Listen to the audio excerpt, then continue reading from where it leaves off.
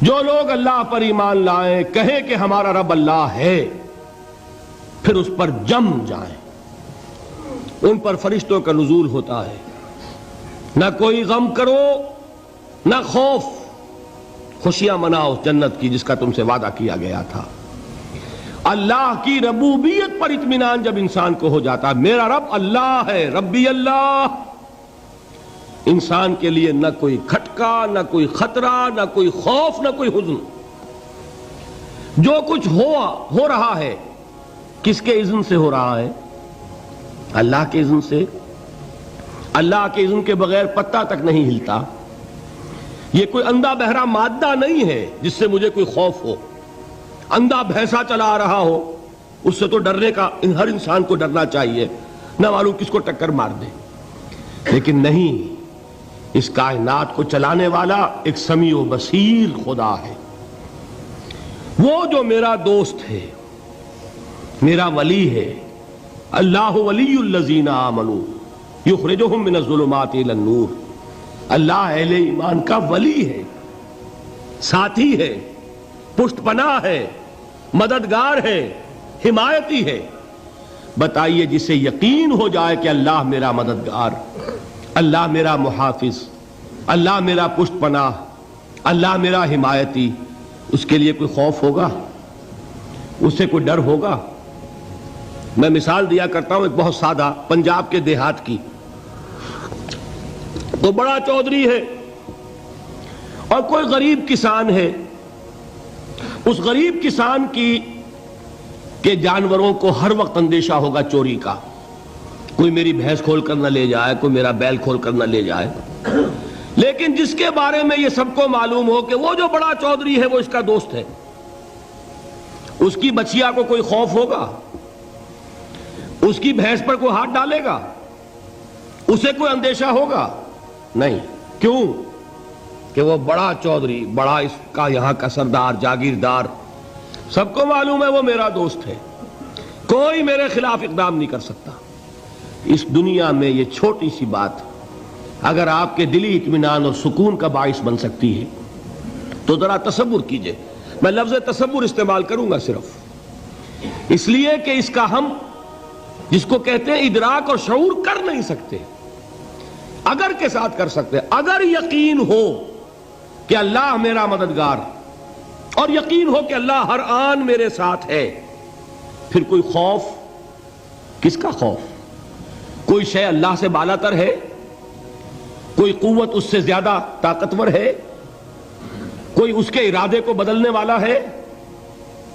کوئی اس کی مشیت کے آڑے آنے والا ہے؟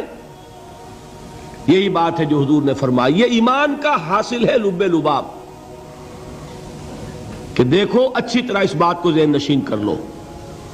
اگر تمام انسان مل کر تمہیں کوئی نقصان پہنچانا چاہے، نہیں پہنچا سکتے مگر جو کچھ اللہ نے لکھ دیا ہو، اور تمام انسان مل کر تمہیں کوئی نفع پہنچانا چاہیں، نہیں پہنچا سکتے مگر وہ شے جو اللہ نے طے کر دی ہو۔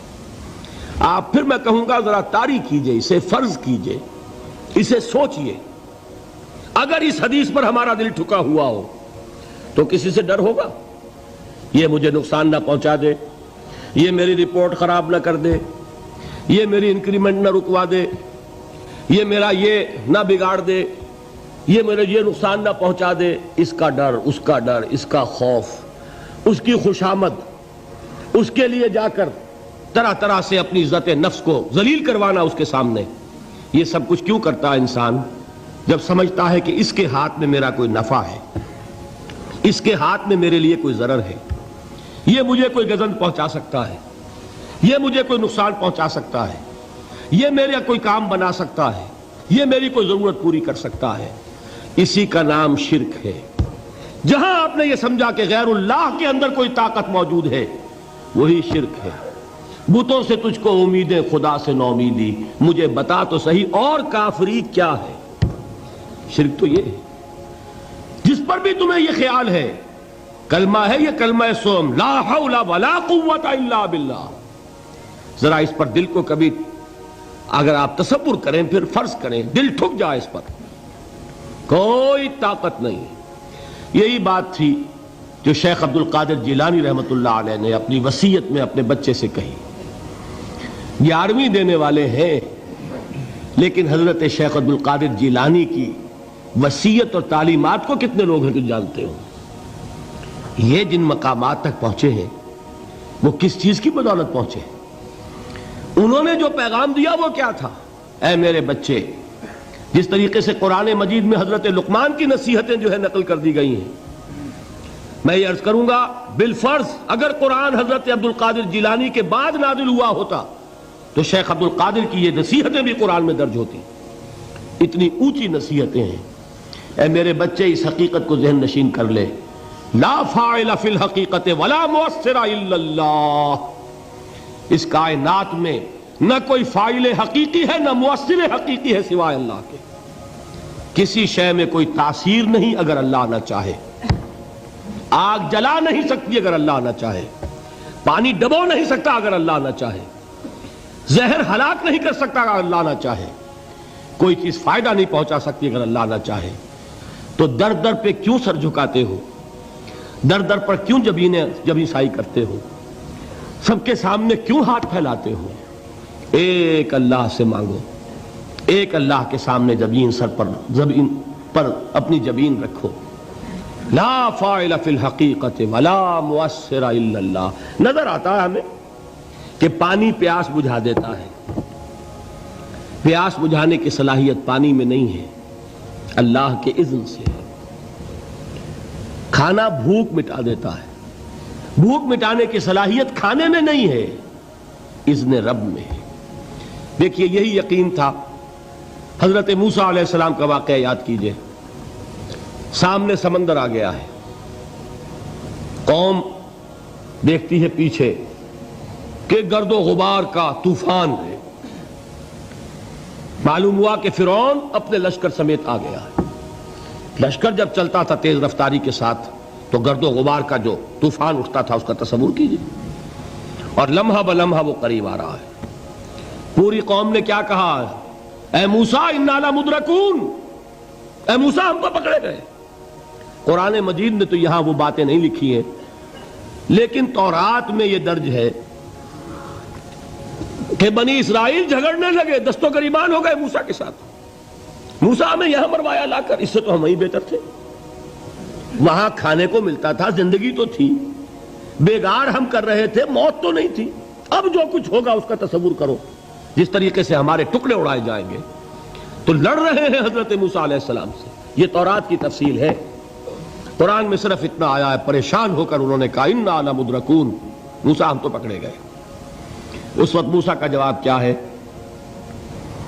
کلا ان معی ربی سیہدین. نہیں، میرے ساتھ میرا رب ہے، وہ راستہ دے گا.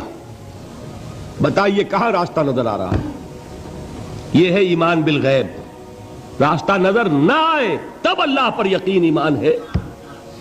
جیب میں پیسے ہوں اور تب دل کو اطمینان ہے تو ایمان کس پر ہوا؟ پیسے پر، اللہ پر نہیں. جب وسائل و ذرائع نہ ہوں اور پھر یقین ہو کہ اللہ مسبب الاسباب ہے، وہ اسباب کا پابند نہیں ہے، وہ اسباب کا محتاج نہیں ہے، اسباب اس کے محتاج ہیں. اگر یہ یقین ہے تو اللہ پر ایمان ہے. یہ نہیں ہے تو تمہارا ایمان اسباب پر ہے، وسائل پر ہے، ذرائع پر ہے، مادیات پر ہے، اللہ پر نہیں. اس وقت کہاں راستہ تھا؟ کوئی راستہ تھا؟ سمندر ہے اور ادھر سے لشکر آ گیا ہے. کلا ان معی ربی سیہدین. اب دیکھیے ایمان کہہ دینا آسان ہے، ہوا معکم اینما کنتم، جہاں کہیں بھی تم ہوتے ہو اللہ تمہارے ساتھ ہوتا ہے. لیکن اس کا یقین قائم ہو جائے تو زمین و آسمان کا فرق واقع ہو جائے.